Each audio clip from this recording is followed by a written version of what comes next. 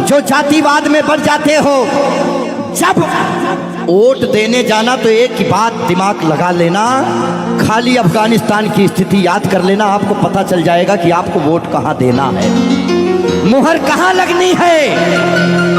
मैं किसी पार्टी विशेष का आदमी नहीं हूं, लेकिन मैं भारत का आदमी हूं और मुझे इतना तो पता ही है कि भारत किन हाथों में सुरक्षित है। इसीलिए ध्यान से ये जो जातिवाद में हम लोग बट रहे हैं उस पे है कि मन की हल्दी घाटी में राणा के भाले डोले थे, यूं लगता है वीर शिवाजी चीख चीख कर बोले थे।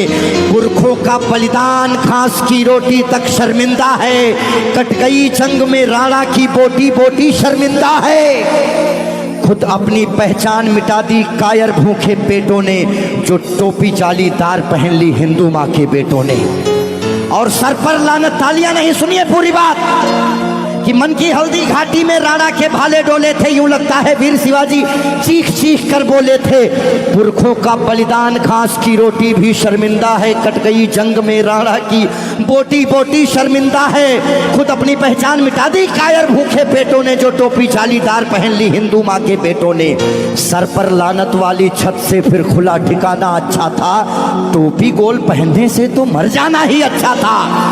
मथुरा अवधपुरी घायल है, काशी घिर गई कराहों से, यदकुल गठबंधन कर बैठा कातिल नादिर शाहों से। मुंह से आह तलक ना निकली धर्म ध्वजा के फटने से, कब तुमने आंसू छलकाए गौ माता के कटने पे।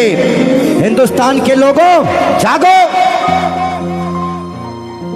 कब तुमने आंसू छलकाए गौ माता के कटने पे। जागे नहीं अगर आज हम, तो ये प्रश्न पीढ़ियां पूछेंगी। हमारे पास दो ही ऑप्शन है, या तो हम अपनी आने वाली पीढ़ियों के लिए चेतावनी बन जाएं या मिसाल बन जाएं। ना हम कश्मीरी पंडितों को भूलेंगे और ना राम भक्तों पे गोलियां चलाने वाले को भूलेंगे। ये वही भारत है, ध्यान रखिएगा, किसी बहकावे में नहीं आना है कि कब तुमने आंसू छलकाए गौ माता के कटने पे। और जागे नहीं अगर हम, तो ये प्रश्न पीढ़ियां पूछेंगी।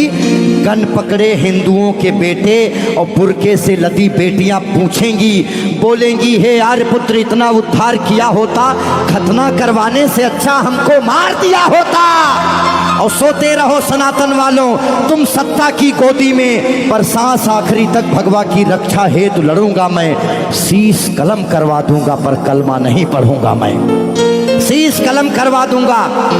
आने याद रखना, हमारे भारत में 29 राज्य हैं, जिसमें से खाली 22 राज्यों में हम लोग बहुसंख्यक हैं, बाकी अल्पसंख्यक। इसीलिए मैं भजन भी गाता हूं, मैं जागरण भी करता हूं, क्योंकि मैं भारत, मेरा चैनल कभी भी बदल सकता है। अभी देशभक्ति चल रहा है, कभी कभी कपिल शर्मा लग जाएंगे, फिर कभी आस्था लग जाएगा।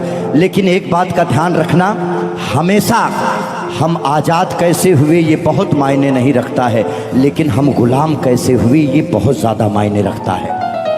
आप जानने का प्रयास करना कि ऐसा क्या हुआ होगा भारत में जो पूरा अखंड भारत गुलामी की तरफ बढ़ गया।